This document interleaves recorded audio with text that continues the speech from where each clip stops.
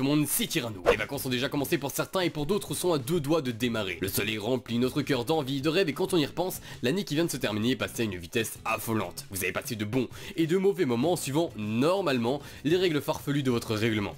Une petite question toute bête, avez-vous réellement lu le règlement en début d'année? C'est bien ce que je pensais. Vous devriez sincèrement, car aujourd'hui, on part sur le 3e épisode des trucs absurdes interdits à l'école et comme d'habitude au travers d'une cinquantaine de règlements différents, j'ai trouvé des règles totalement what the fuck. Allez, let's go.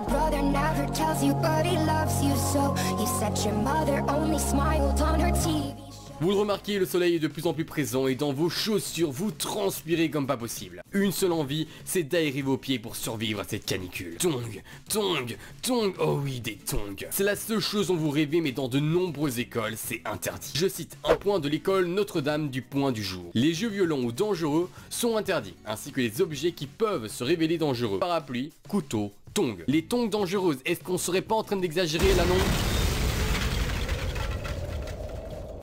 Vous suivez la mode comme il se doit? Alors il est inévitable que vous connaissez le succès des Air Max. La recette est très simple, des chaussures sportives, des lacets, un logo Nike et une énorme semelle condensée de plusieurs centimètres. Si vous êtes un grand fan de ces chaussures, un seul conseil, ne choisissez pas l'Institut Saint-Valentin qui interdit formellement ce type de chaussures. Au travers de l'épisode 1 et 2, nous avions déjà pu remarquer que certains aliments étaient interdits dans certaines écoles. Si vous voulez savoir lesquels, n'hésitez pas à voir les 2 premiers épisodes. Cependant, ici l'école Sainte-Geneviève a carrément interdit toute collation, tout goûter, même durant les récréations. Je cite, les enfants ne mangent rien dans la cour, bonbons, chewing-gum et goûter sont interdits. Ouais d'accord, les enfants sont supposés mourir de faim, je suppose tout de même qu'ils peuvent manger à midi, enfin en tout cas, je l'espère. Après les pantalons militaires, les pantalons troués, c'est maintenant au tour du jean d'être interdit. Effectivement, le pantalon le plus utilisé de part et d'autre du globe est interdit dans certaines écoles. C'est affolant qu'on en vienne à limiter la liberté vestimentaire des enfants à ce point-là. Le motif de cette interdiction, eh bien comme vous, je me le demande. Je vous avoue que quand j'ai vu que la tomate était interdite dans une école, j'ai bugué. Après avoir lu plus attentivement, j'ai compris qu'il parlait du jeu de la tomate. Encore une fois, j'ai bugué, ne connaissant pas le nom de ce fameux jeu. Il s'agit en fait d'un petit jeu où les joueurs sont retournés et forment un cercle dans lequel ils doivent essayer de faire passer la balle entre les jambes des autres pour les éliminer. Et ici encore une fois je cite, il est interdit d'introduire dans l'école des objets dangereux ou de pratiquer des jeux dangereux, écharpes, tomates. Ah, ce jeu est dangereux. Ah, autant pour moi, je n'étais pas au courant, merci de me prévenir. Malgré toutes ces règles absurdes, parmi elles, il y en a une qui me paraît tout de même pourvue de sens. En effet, dans certaines écoles, il est interdit de porter des écharpes ou des accessoires qui entourent le cou pour éviter tout danger. Il est vrai qu'à première vue, interdire une écharpe peut paraître similaire à interdire des gants et de ce fait peut paraître absurde, mais une règle comme ça dans une école primaire, c'est vraiment à mes yeux un point important pour la sécurité. Vous faites peut-être partie de ces gens où vous avez déjà vu des camarades qui profitaient de partir plus tôt ou de revenir plus tard afin de profiter au maximum d'un week-end ou de vacances. J'ai tout de même vu dans plusieurs écoles préciser que cela était interdit. Je ne suis pas sûr que c'était nécessaire de le préciser, mais merci quand même.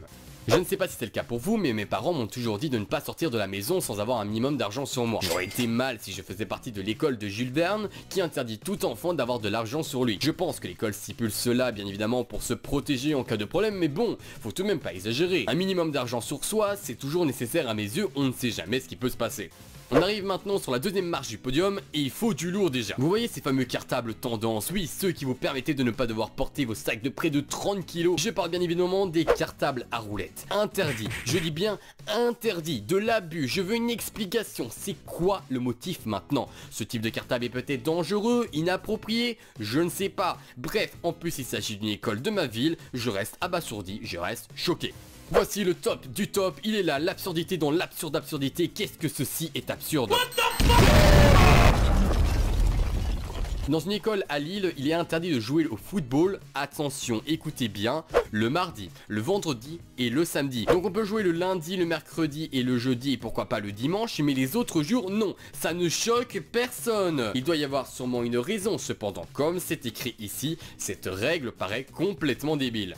La vidéo touche maintenant à sa fin, en tout cas j'espère sincèrement qu'elle vous aura plu. Si c'est le cas, n'hésitez pas à mettre un gros like, un commentaire, à vous abonner et à pourquoi pas partager cette vidéo à votre entourage. Je suis sûr que cette vidéo pourrait les intéresser. On se retrouve comme d'habitude le mercredi et le dimanche à midi pour une nouvelle